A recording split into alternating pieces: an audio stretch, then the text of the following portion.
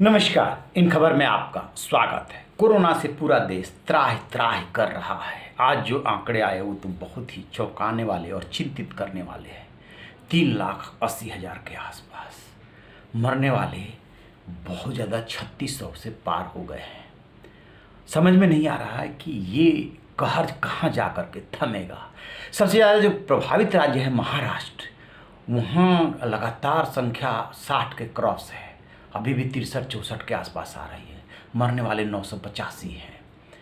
और वैक्सीन को लेकर के, अस्पताल में ऑक्सीजन की कमी को लेकर के, बेड को लेकर के चारों तरफ अफरा तफरी है। वहीं पे एक जिला है नंदुरबार, पिछड़ा है, आदिवासी जिला है। 20 बेड से इस जिले ने शुरुआत की थी, लेकिन वहाँ के डीएम डॉक्टर राजेंद्र वरुण ने इस संकट की आहट एक साल पहले सुन ली कि सेकेंड वेव आने वाला है, और उन्होंने वो मॉडल तैयार किया जिसकी आज पूरे देश में चर्चा हो रही है। इतने बेड उस जिले में उन्होंने तैयार कर लिए हैं कि उनके यहाँ कोई दिक्कत नहीं है। टेस्ट की इतनी व्यवस्था कर ली है कि नंदुरबार में कोई दिक्कत नहीं है, और 3 ऑक्सीजन प्लांट लगा लिए सिर्फ अपने विजन की वजह से। अब सुनिए इन्होंने क्या क्या किया है वहाँ पे।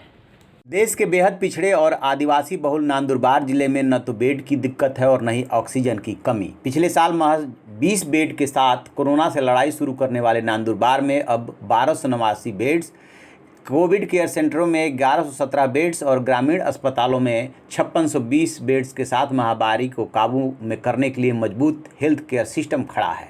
इसके साथ ही कई स्कूलों, हॉस्टलों, मंदिरों और पीएचसी में बेड की व्यवस्था की गई है। जिले में कोरोना महामारी के इस संकट के समय 7000 से ज़्यादा आइसोलेशन बेड्स और 1300 आईसीयू बेड्स भी उपलब्ध है।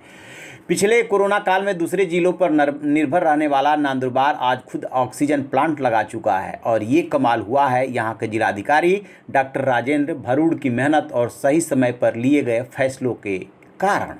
कोरोना की इस लड़ाई में डीएम डॉक्टर राजेंद्र वरुण ने जिस तरह की तैयारी की, उसे देखने के बाद राज्य के स्वास्थ्य मंत्री राजेश टोपे, बायोकॉन चेयरपर्सन किरण मजूमदार शाह, रेल मंत्री पीयूष गोयल और वरिष्ठ प्रशासक तुकाराम मुंडे तक ने इस कोरोना हीरो की तारीफ की है। टोपे ने तो पूरे राज्य में नंदुरबार मॉडल को अपनाने का ऐलान कर दिया है। मुंबई के केईएम अस्पताल से एमबीबीएस करने वाले 2013 बैच के आईएएस अधिकारी डॉक्टर राजेंद्र वरुण ने कोरोना महामारी की दूसरी लहर की आहट पहले ही समझ ली थी। इसके बाद उन्होंने पूरे जिले में ऐसा हेल्थ सिस्टम खड़ा कर दिया जिसकी आज चारों तरफ तारीफ हो रही है। नंदुरबार में पिछली महामारी के दौरान औसतन 190 कोविड मरीज मिलते थे, लेकिन दूसरी लहर में अब 1200 मरीज तक सामने आने लगे। डॉक्टर वरुण की कोशिशों का नतीजा है कि जिले में इस समय आरटी-पीसीआर टेस्ट की क्षमता 1500 तक पहुंच गई है। उन्होंने जिला विकास निधि और एसडीआरएफ के फंड से 3 ऑक्सीजन प्लांट लगवा दिए, जहां 3000 लीटर प्रति मिनट ऑक्सीजन तैयार हो रही है। ऑक्सीजन बनाने के लिए लिक्विड टैंक लगाने का भी काम चल रहा है। आपने सुना, क्यों न चर्चा हो।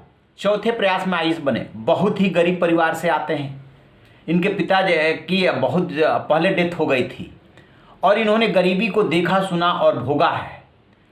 व्यवस्था कैसे काम करती है, गांवों में कैसे सिस्टम काम करता है, गरीब लोग कैसे जो है स्वास्थ्य सुविधाओं के लिए भटकते हैं, सब कुछ इन्होंने देखा है। और उस अनुभव को प्लस डॉक्टर होने के नाते इनका जो अपना वहाँ की पढ़ाई लिखाई और अनुभव था, उसका भी इन्होंने इस्तेमाल किया। सबसे बड़ी बात है कि विजन, इन्होंने ये भांप लिया कि ऐसी महामारियों के 5 वेव तक आते हैं। अभी तो ये दूसरी वेव है, हो सकता है कि न भी आए, लेकिन 5 वेव तक आते हैं, और उसके हिसाब से इन्होंने तैयारी कर दी।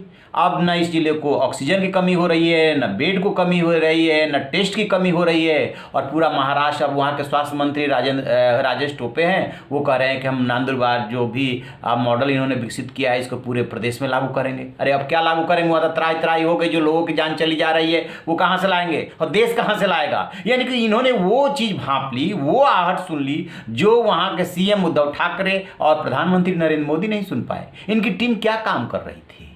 अब इसके बाद चर्चा होनी स्वाभाविक है, तो अब इनकी चर्चा भी की जानी चाहिए। ऐसे कोरोना वॉरियर की तारीफ भी की जानी चाहिए, हौसला अफजाई की जानी चाहिए, ताकि और भी जिले इससे सबक ले, सीख ले। तो आप रहिए बेखबर, देखते रहिए इन खबर। Thank you.